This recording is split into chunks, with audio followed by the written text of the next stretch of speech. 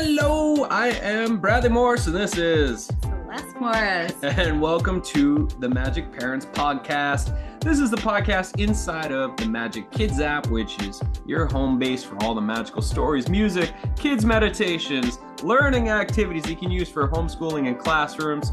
And this is our podcast that's talking about our journey of being parents, of homeschooling, homesteading, raising a young entrepreneur, and navigating this whole journey of marriage, parenting, and all the things that come with that. So today's episode, we want to talk about homeschooling and what that journey's been like for us, why we chose to homeschool, how that has unfolded for us, and where we are on that journey right now. So, ready to dive in? Yeah. Where do you want to start? Well, I just noticed our kid walked in, so homeschooling 101 here. And he shut the door. He's like, you guys are being too noisy over there. So he's good listening now. To an audio story playing right now. Yeah. Speaking of which, audio stories are what inspired the Majik Kids app, which we have in one of our other episodes about why we built Majik Kids. It was basically, we saw the crazy screen addiction symptoms when he was like 2.5, 3 years old, when we first introduced shows to him, and how you'd shut the show off and there'd be this wild addiction symptom. And we also saw the unpredictable information that was the content in children's stories, audios, and shows that sometimes was a little bit unaligned with our values or scary for our son. And we just figured making our own content would lean into creating a solution. And what a journey it has been. And so Sauryn's grown up with audio stories instead of shows. He gets one show a week, which is totally cool. That's his reality. He doesn't complain about it. And we get him an audio story most afternoons for half hour, 45 minutes while he's building something, making, crafting, drawing, coloring, etc. He's actually doing something with his body, his mind, while he's expanding his imagination with the story. But that is not the purpose of this. That was just what unfolded here. So homeschooling, it wasn't really a planned journey. We did think we were going to maybe build a school one day, but life unfolded, and before we knew it, it was time to register him for school. And so what happened? I feel like before we had Sauryn, I remember when he was an infant under 1 year, we were in communication with a group of people about starting an Unschool Wild School homeschooling program. And that was a really activating and dynamic thing on our radar. So I'd say that we naturally aligned to the path that we are currently on. And every decision that has brought us back into the home. And that's been a really beautiful blessing.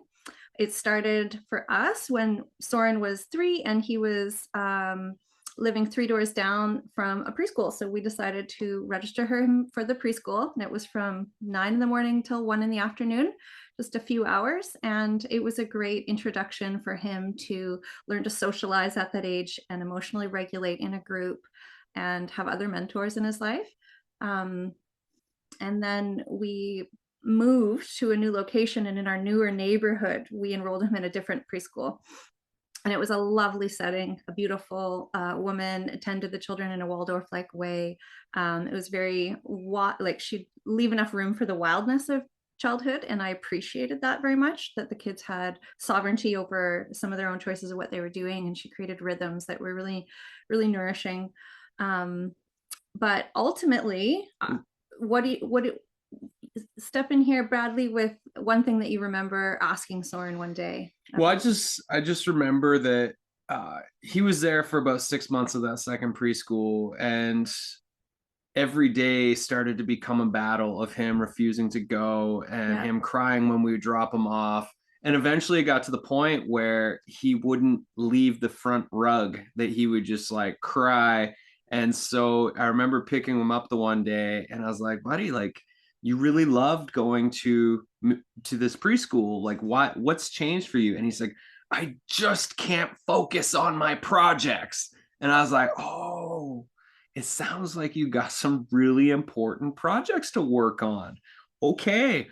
And so it just... Well, what do you mean by I can't focus on my project? He couldn't focus. There was just like, there was the distractions of jumping from activity to activity and all of the other kids pulling at his attention. And he's the type of kid that he can go deep into something. Like with his rhythms these days, he'll read for 2-3 hours a day when he gets into his books. And so he's the kind of kid that can like really focus on something for a long period of time, and that if he gets bored, he'll find something to do.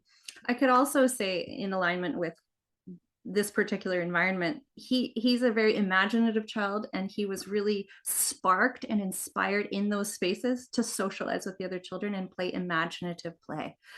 So that was what really turned him on, and he didn't want to do the activities that were provided, like little crafts, making candles, sculpting something, drawing, chopping vegetables for making soup. He would run to the building blocks and maybe make a little environment, and then they would want to play as imaginative characters in a scene. And so but I did remember him telling you, and you coming home and having like an actual conversation and just like nurture, what is it that you don't like about that environment, that you can't focus, what's going on there? He said, well, Papa, it's like I can't focus on my creative thing that I want to do. And so he was getting space at home to just like find the flow of his creativity and it be untouched, and him to be able to ride that through. But at the school or more school environment, it was probably, like you said, distracting in a sense, and he wasn't as inclined at that age, at 4, to do the focus activities in an environment like that. He was like, oh, this energy like needs to move through my body, and I'm here to like run around and do stuff. And I mean, we're artists and creators and crafters, and like we understand when you're in a project, you want to stay in the project. You don't want to like, okay, we have 30 minutes for this project and then we're going to move on to the next thing. And so I guess that was a part of what was going on for him. So eventually the resistance was just full on. It was very clear, like we had to listen to Sauryn. He was unhappy in this environment, in this experience, and it was beautiful. It was like the most ideal situation we could have put him into for a preschool experience, but we had to listen to him. And what we saw when we started to keep him home was he really began to thrive in a new way, that he was way into his books. Like literally by the time he was 5, he taught himself to read because he had so much time in his books. No, that was this year when was he's it? 7. Yeah. Well, no, it was last year. He increased but mostly because last year he started looking at graphic novels, and then it was visual, so he could read the story through the visual. But it's this year that he could actually literally read all the words and just read it for himself and read it out loud to you, that kind of thing. Yeah. Oh, here he is. Hi, Sauryn. Hi. Hi. Welcome to the podcast. Say hi to everybody. Hi. What did you make, honey? Ooh. Pocket. A pocket. A pocket. What's the pocket going to be 3 for? pouches. Sweet. You Nice. can use it for whatever you Oh, want. thank you. Thanks. I'm gonna put some dried leaves in there. Bye. Bye. We've embraced a lifestyle where he is a part of our work from home lifestyle. So you work from home in the office on all the Majik Media and Majik Kids stuff, and I've primarily been nurturing Sauryn's day-to-day, moment-to-moment lifestyle during the school hours, the day. But it's been really cool because, I mean, Majik Kids, the books you see behind, the audio stories, the app, that started out as just a homeschooling sort of idea of like, hey, we have these stories that we keep telling, let's turn them into books. We have a media company, let's make audios. Well, the publishing industry isn't that great for artists. Let's start our own publishing company. Hey, let's publish other people's stuff. So this homeschool idea snowballed. So here we are. And so he's gotten this incredible experience over the last 2.5, almost 3 years since we conceived of the idea of Majik Kids, of like really going through the creative process again and again and again, from like writing the stories with me to voice acting, to consulting on the illustrations, offering his creative feedback on the audio stories, to we're working with the Harmon Brothers, one of the just an amazing comedy ads agency in the world. And we have these meetings, these writing meetings with their team of comedians, and he's in on the meetings with the team of comedians writing comedy with us, and then he acts in the comedy commercials. Yeah, and he's learning to jump in on a group meeting when it's his time to share his idea and be received by the group and receive feedback. And sometimes his ideas fly, sometimes they don't. It's been really, really amazing actually to see how he's woven into like the fabric of this whole endeavor. And he gets the experience, so many experiences, but he gets to see his ideas come to life and all the hard work that it takes, because he's not doing every step, but he's seeing over time that he had the idea last year to make a button that kids could press to hear these stories, which is the birthplace of the app. And we were like, whoa, this isn't a really incredible idea. And you're right. I think we need a button. Like literally the meeting where there's 5 or 6 of us in our core team over on our whiteboard.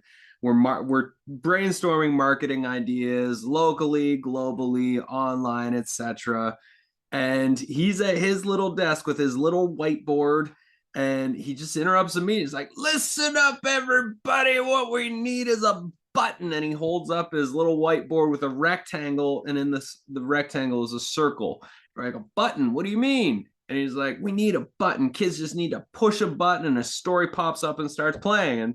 And that was the birth of the app. And we literally pivoted our idea that very day. That was last October. We started mapping out the app. We literally got to work that week and started getting our designer to do mock-ups, and here we are. It's September 2023, and our entire business model has shifted to focus on launching this app and building this app. And so in October 2023, this app is going to be created. It would not have happened had he not suggested it and been a part of that meeting. It was like, if he wasn't homeschooling and kicking around while we were making the thing.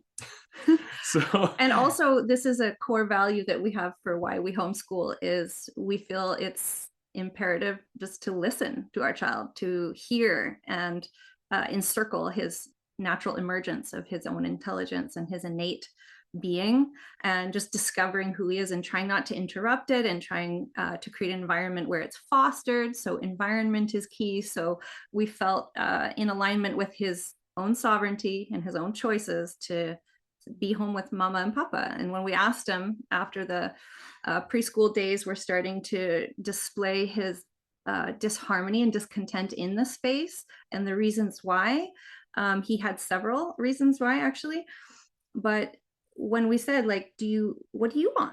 And he said, I want to be with you. I want to be with you and papa, because you're my people. You're my people. And what a blessing. It has been such a blessing. You know, we've rolled with it. You know, Celeste was planning on getting back to work and jumping in the saddle with Magic Kids and doing her own grief ritual work that she does. And I just pushed pause on everything to be his mom.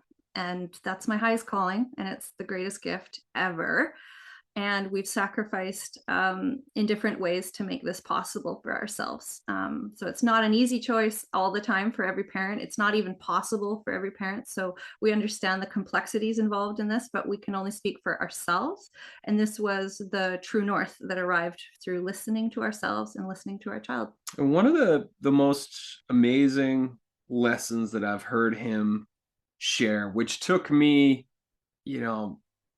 25, 30 years to figure out, was we're building Magic Kids. We just received our first shipment of books, and we just finished our first 6 audio stories, and it's close to the launch time. And he looks at me and says, wow, Papa, it takes a lot of work to make all of this. I said, yeah, that's the creative process, buddy.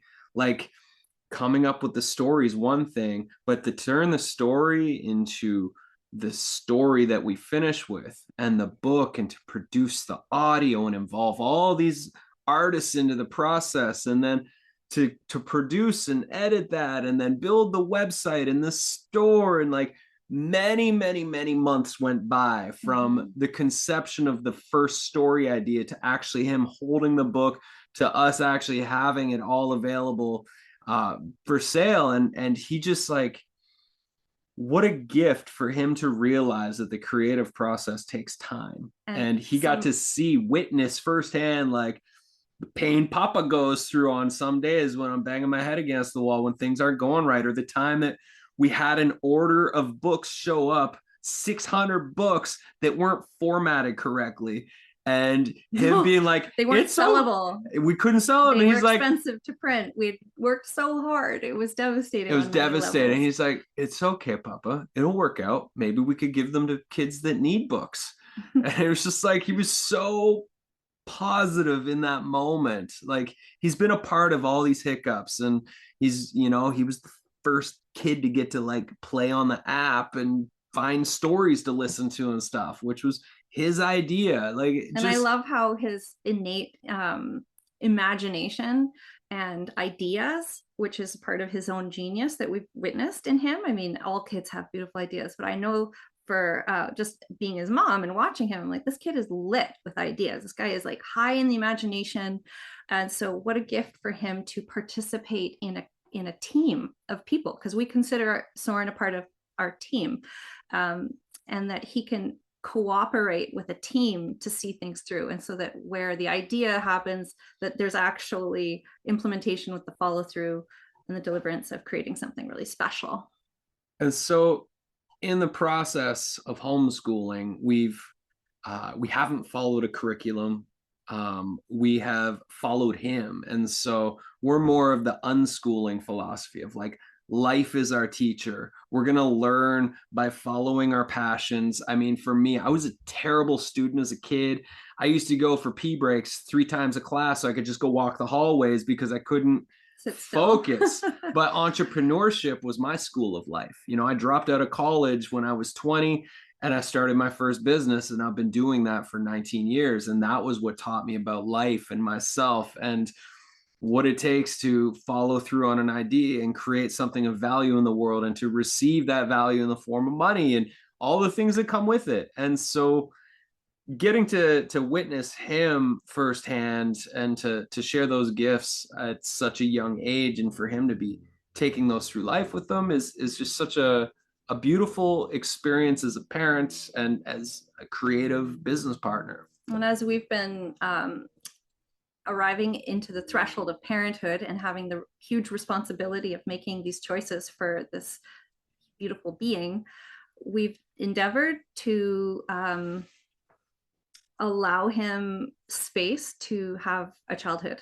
and have time to play and time to be bored and not to be engaged in a cultural recipe that has just been prescribed to us. And so as we've deconstructed our own social conditioning, our own cultural conditioning, our own familial patterns, we recognize that it's an opportunity. Homeschooling is an opportunity to not layer and stack a bunch of things on top of our child that possibly may not help him to thrive. And that ultimately these years are so short that we have our children in our care full time, that we have this beautiful opportunity to create a greenhouse around them and create a living environment field where they can thrive. And for this particular child, ours, if he had said, I want to go to school, we would have been like, great, let's take you to school. And let's find the best school for you. And so, I mean, it's going to look different for everybody. So don't, like, there's no judgment for self or other. It's just really like the principles of listening to our child, of supporting and nurturing his innate gifts, of finding the key mentors and people that can be in his community, that can be creating lasting like experiences and learning and memory for him. So he has lots of mentors, particular people that were friends of ours or known in the community that we would approach and say, hey, my child is into this. Can we sign up and do this thing, you know, with me and my son? So you would go to martial arts with Ison. We did martial arts together starting at 3 through 6. And you get other dads and other kids to do that because that was fun for you. And so we just sort of spiraled with family rhythms that worked to enhance what was beyond what we were doing inside our home. I just want to give some more examples of like what that looks like in practice. So Crew of dads and I also get together for dad ventures. So we'll take all the kids out and we'll go do all sorts of cool explorations. We'll go on big adventures. We'll go have picnics at the beach, and that's a way to get the social part in, as well as for the kids to get to see all the dads hanging out and interacting and building stuff or whatever it is that we're doing. Other examples, signing up for a Lego robotics program at the library. We've done improv. We've done, I mean, there's been so many. We asked him things. if he wanted to try soccer, but he didn't seem interested. You took him once or twice. There wasn't much of a catch there. You'd take him to men's hockey night, and another dad would bring one of Sauryn's friends, his son, and they would play, but then the men would let them come on for a few minutes at the beginning of each game. So they got sort of some of that experience. We'd take them to the free library programs have been incredible. Yeah. So we're just really blessed with a beautiful library locally and a lot of free programs like the Fab Lab, a creation laboratory where there's 3D printing and a mentor. So this was like sponsored in part by wealthy community members who donated to make this robotics program possible for other children, as well as grants or other things. I'm not in the know exactly, but it's just this beautiful free to the user programs at the library. So we've just been jumping into that because our kid is really lit up by robotics and science and things beyond what we can teach him. And I would just say, like, I've been a coach for a long time as a part of my career. And I think one-to-one mentorship or one to a small group of people is the way to go, where you can ask your questions, you can be seen and supported and held accountable. And the school system that exists right now is like one teacher and 25, 30 kids. And it's really hard to meet the needs of the individuals, for those individuals to really step into their own and thrive in a good way. And the other piece around the school system, which is challenging, is like what we've tried to do with our homeschooling journey is to find other families that align with our values and what we feel is important for the development of our child.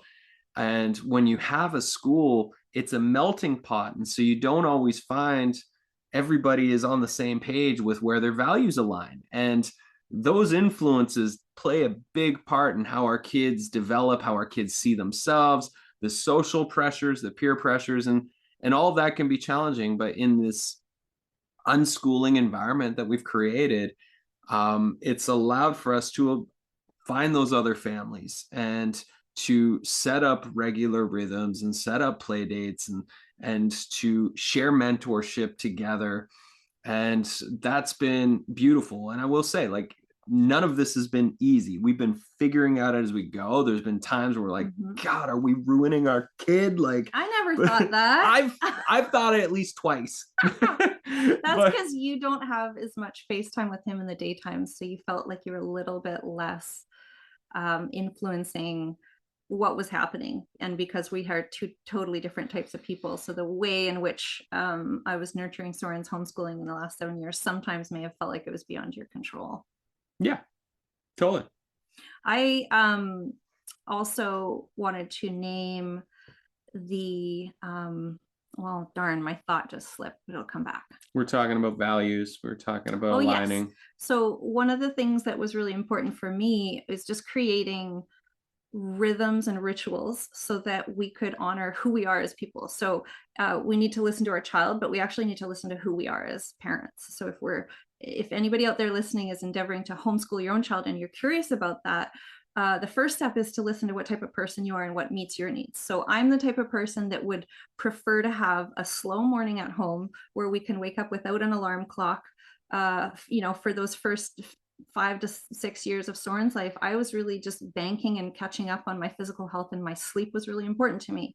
So I didn't feel like that was the time for me to set the alarm at 6 and wake up to do my own self-care routine before starts. That wasn't for me. So knowing who I am, sleeping in a little bit, rising and doing book time with Sauryn, and having time to make our food from scratch has been a high value for me. So the way that we choose to support our health has been to make our own food from scratch with local organic foods and that type of thing, slow living.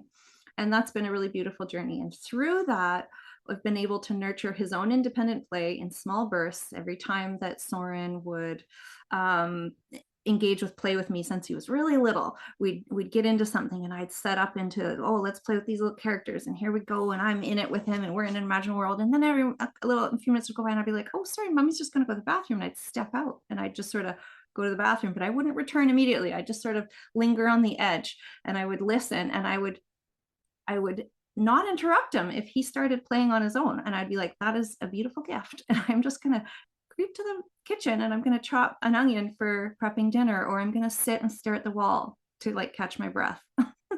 And so over time I would stretch those. So he's developed, I think, through practice and me creating the environment where I'm not popping his bubble into independent play, which has created well, I also only have one child, so I don't have multiple children to manage their interaction on a daily basis. So how homeschooling has looked for Sauryn and I is that I can do homesteading chores, cooking, laundry, home care during some of the morning hours that we're hanging out together, and that he would start looking at his own books. And one of the things that is a family rhythm that I do with him is I take him to the library every single week, and we would get lots of books. And so like 30 books at a time is our average.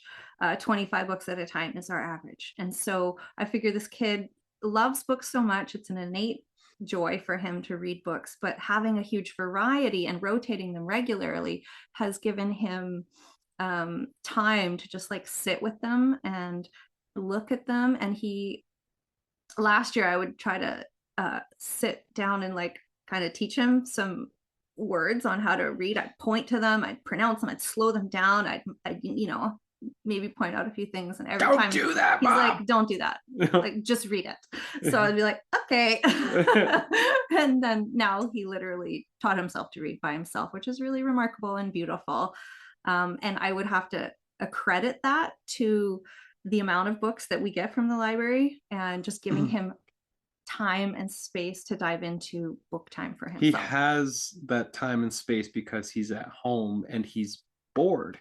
And so when he's bored, he goes and he picks up a book that he starts reading. And it's become like a self-soothing ability that he has to calm and regulate between activities on busy days. And yeah, he'll get home from playing with a group of friends or we have share land with our friends, and they have a kiddo who's the same age as Sauryn, and so they'll be like playing for hours, and Sauryn, he comes inside, first thing he does, he just goes to the couch and he picks up a book and he starts reading, and that's like his way of like, it's like his meditation. And I mean, if we want to talk about shows for a minute, there was a time for us when Sauryn was 2 or 3 and we're moving, and we were getting into like the reality of like he was obsessed with Paw Patrol, for example, and I was like it didn't match my aesthetic in parenting, because I watched the shows and I was like, I'm really not into this programming and some of the messages and the music and some of the story arcs and like the characters, and just like I'm not really feeling like this is what I value for my child to be exposed to. It was like a drug for his brain. The grandma,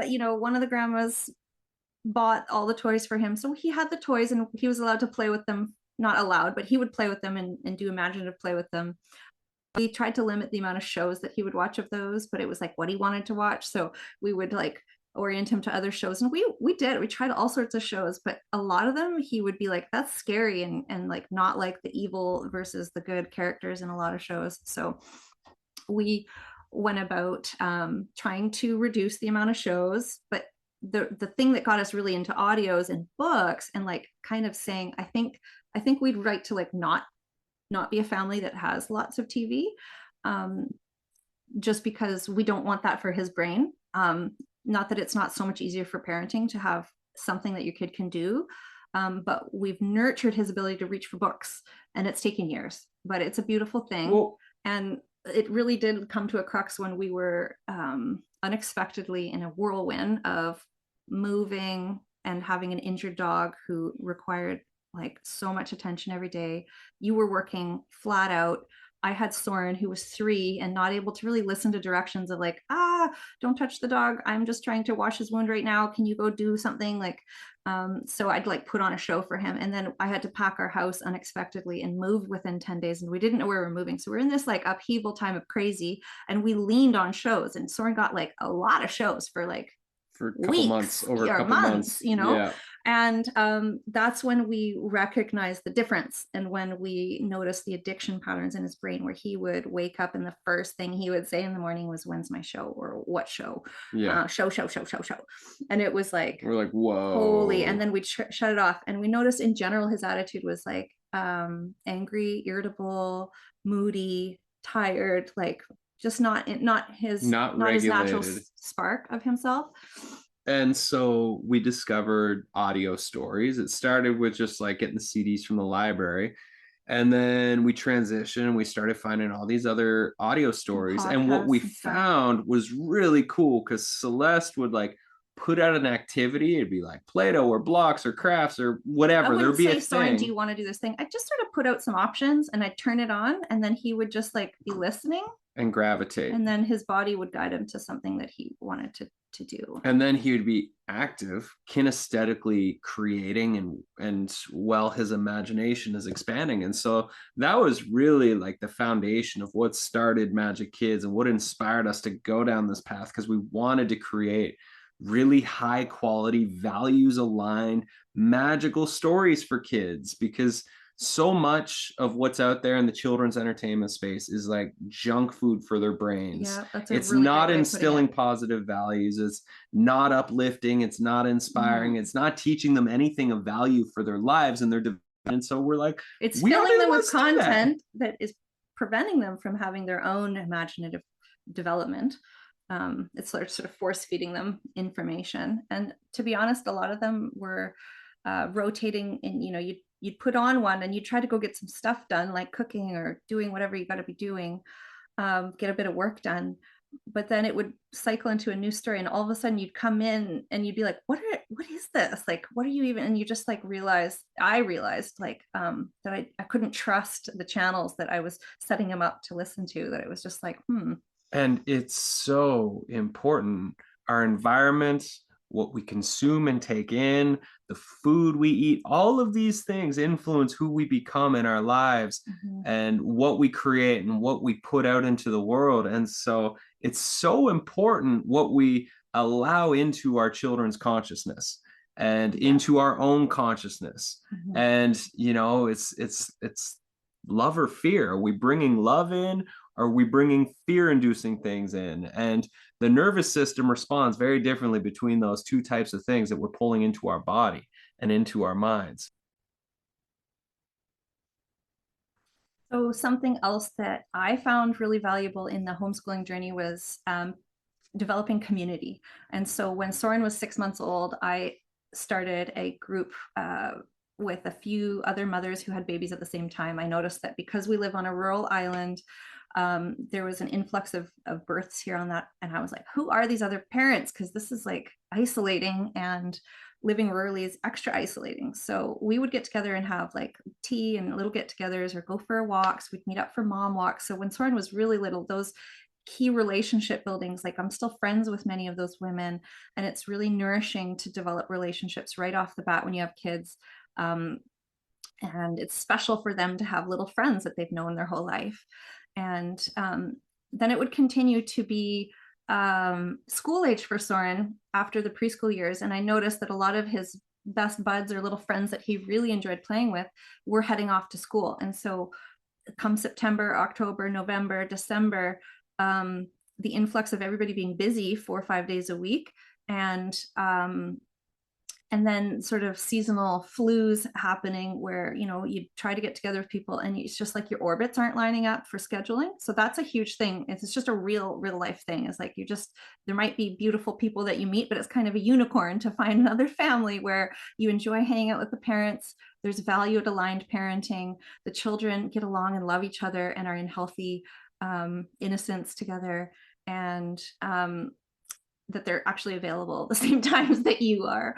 So when I would find those unicorns, I would be very forthright and ask the other parent, like, hey, we homeschool, we're available, instead of just like, yeah, let's reach out. I mean, some people just aren't into setting up dates, and that's like what works for them. So if you can find a match, that somebody's also in their willingness to meet up, and it can be flexible and fluid, because I'm a flowist and I know how life works. And when you're meeting the needs of your child and your family on a moment-to-moment, day-to-day basis, you need room for the unknown. So what I would do is I would say, hey, so-and-so, let's hold a rhythm. Like, how often do you feel like we could get together? Weekly? Every 2 weeks? Maybe once a month? Let's hold this one day a month, or this one weekday as our highest potential hangout day. And we'll basically, unless something comes up and we communicate that we can't that day, we'll just sort of generally assume that we're going to get together and do something with our kids. So my one friend and her boys and my child would get together often on a Wednesday afternoon, and we would bike ride. So I'd take the bike in the car and we'd head out, and it's just a 2-hour adventure. We would talk and have a great time, and the boys were off to the races and doing some really great play. Sometimes we would have focused intentions to weave in a seasonal craft, or weave in like a harvesting while we were out getting apples or nettles or something related. You did bread making with another one of your friends for a while there. I think last August I just decided, as my own homeschool rhythm, to do a bread day every week with Sauryn, and then we would bring in another family whose child played really sweetly with Sauryn, and the mom would come over. I mean, that didn't last long, but the intention was there, and it was actually really sweet while it did happen.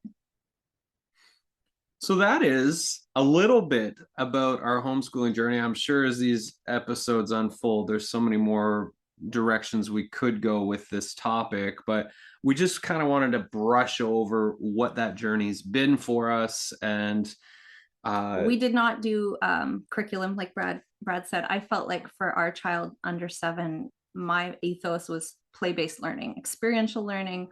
My kid is involved in our entrepreneurial efforts. He's learning a lot about that. He's reading. He's physically active in all these different places that meet his needs. He's really into science. He's really into science. And so I feel like it's just been filled in with just however we've managed to fill those pieces in. And one of the things through our experience of homeschooling, through my journey with Majik Media, the parent company of Majik Kids, is I've been in the online education space, learning how to create transformational learning experiences online. And so with Majik Kids, we have all these amazing books and audio stories, and every story we create comes with curriculum. And so when you're inside the app or you have the book, you can check out, like, there's all of this curriculum that you can go to that provide hours and hours and hours of learning activities that are super fun to help your kids integrate the lessons and themes into this, from the stories into their lives, so that those become something that is an embodied principle or an embodied lesson for them to take with them throughout their life. And that's the stuff that, Paw Patrol just didn't do for us. No offense, Paw Patrol. I'm sure a lot of creative people were involved in your making, but we're trying to bring stuff that is going to support kids to be them best selves as they grow through all the different stages of childhood. And these first 7 to 10 years are just so important for who our children become in their lives and who they grow into. And we got to give them the best start, and that starts by listening to them and spending meeting time, them on their level. Slowing down. Presence is the key.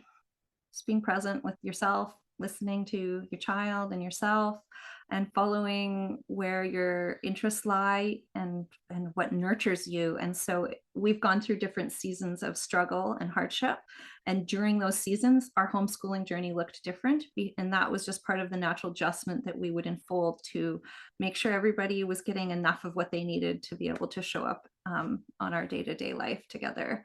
And things are changing in our homeschooling journey now, and we're really excited about the future and what new things we'll start weaving in, just because we're actually ready for them.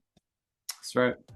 So hopefully this has been inspiring and helpful. And if you have any thoughts or any comments, let us know. Share with us. Let us know what's worked for you. Let us know what stood out for you in this conversation, and other topics that you'd love us to explore on the show. Yep. If you haven't downloaded the Majik Kids app today, then head on over to the App Store and download the Majik Kids app today. And go do fun stuff, because the best thing you can do for our kids is just let them see us.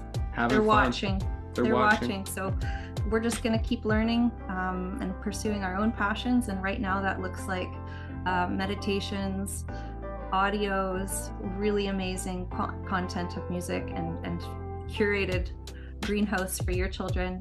This lights us up because this is a very important time for our planet and for humanity. And we're all in this together as a great one-hearted community. And we value you, and we're really grateful that you're here. And if you know